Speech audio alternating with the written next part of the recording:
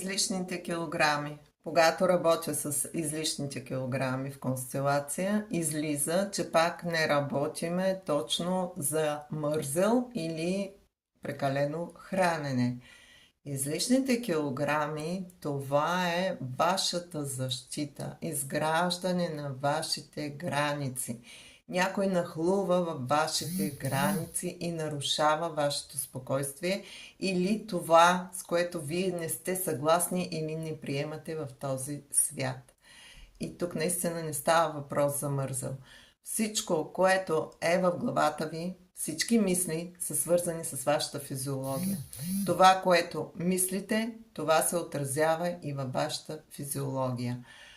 Когато промените нагласата си и работите за снемане на преградите и на тия граници и приемете света такъв какъвто е, какъвто съществува, и спрете да се дразните и да се обиждате на хората, тогава ще забележите как вашето излишно тегло започва да се редуцира.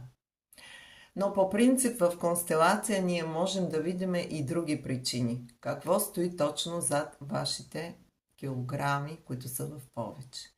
И забележете, че всички истерички са доста елегантни. Те дават воля на своите емоции и изобщо не задържат нищо в себе си. Човек, който пропуска през себе си емоцията, т.е. посреща я, изживява я на макс и я пуска, не я задържа в себе си, естествено, че е по-елегантен и по-строен.